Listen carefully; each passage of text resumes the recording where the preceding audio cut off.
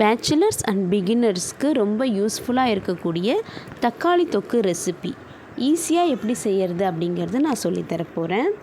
மெஷர்மெண்ட்ஸ்க்கு நமக்கு கப்ஸ் கிராம்ஸில் சொல்கிறது ஈஸியாக இருக்காது பிகினர்ஸ்க்கு. ஸோ இந்த மாதிரி ஒரு யூஸ் அண்ட் த்ரோ கப்பும் ஒரு யூஸ் அண்ட் த்ரோ ஸ்பூனும் நான் இங்கே யூஸ் பண்ணுறேன். தக்காளி நீல வாக்கில் நறுக்கி இருக்கணும். அப்போ தான் நான் சொல்கிற மெஷர்மெண்ட்டுக்கு வதங்க ஈஸியாக இருக்கும்.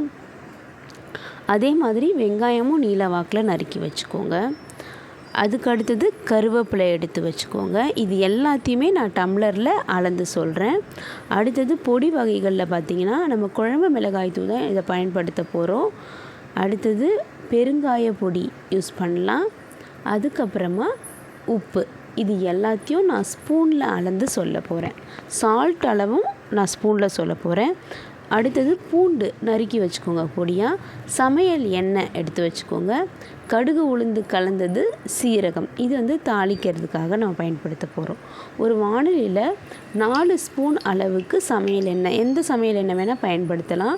1/4 ஸ்பூன் கடுகு உளுந்து, 1/4 ஸ்பூன் அளவுக்கு சீரகம், அதையும் எடுத்து இதில் நம்ம போட்டுக்கலாம். இது எல்லாமே நல்லா பொரியணும். நல்லா பொரிஞ்சு சத்தம் வரணும். நல்லா பொரிஞ்சதுக்கப்புறமா தான் அடுத்த இன்க்ரீடியண்ட் போடணும். இது போட்டு சீரகம் நல்லா பொரிஞ்சதுக்கப்புறம் இதில் நம்ம பூண்டை பொடி பொடியாக நறுக்கி அது ஒரு 3 ஸ்பூன் அளவுக்கு இதில் கலந்துக்கலாம். இது சேர்த்து நல்லா வதக்குங்க.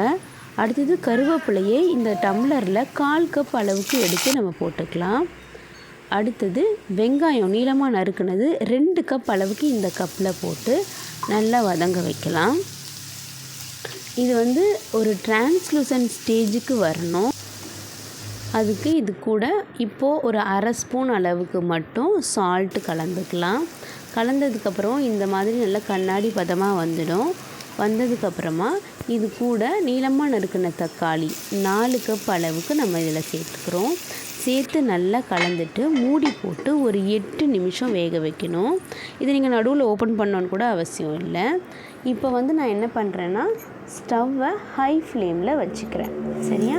ஹை ஃப்ளேமில் வச்சுட்டு ஒரு 7 to 8 மினிட்ஸ் நம்ம வெயிட் பண்ணோம்னா இந்த மாதிரி தக்காளி நல்லா குழஞ்சி வந்துடும். இதுவே தொக்கு பதம் மாதிரி வந்துடுச்சு இல்லையா? இப்போது பொடி வகைகள் சேர்க்கறதுக்கான நேரம் வந்துடுச்சு.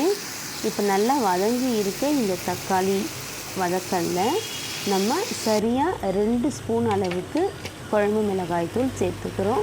மீடியமான காரத்துக்கு இது போதும். அது கூட 1 ஸ்பூன் அளவுக்கு சால்ட்டு சேர்த்துக்கிறோம். ஆல்ரெடி 1/2 ஸ்பூன் சேர்த்துருக்கோம். ஸோ மொத்தமாக 1/2 ஸ்பூன் சால்ட்டு, 1/4 ஸ்பூன் அளவுக்கு பெருங்காயத்தூள் இது கூட போட்டுக்கிறோம். இது எல்லாத்தையும் போட்டு நல்லா கலந்துட்டு நம்ம இதை மூடி போட்டு வேக விடலாம். 7லேருந்து 8 நிமிஷம் போதும். ஸ்லோ ஃப்ளேமுக்கு வச்சுக்க போகிறோம். ஸ்லோ ஃப்ளேமில் வச்சுட்டு இதை நம்ம 7லேருந்து 8 நிமிஷம் வதக்கி எடுத்தால் தொக்கு ரெடி. இது சாதம், சப்பாத்தி, தோசை, இட்லி எல்லாத்துக்கும் நல்ல காம்பினேஷனாக இருக்கும்.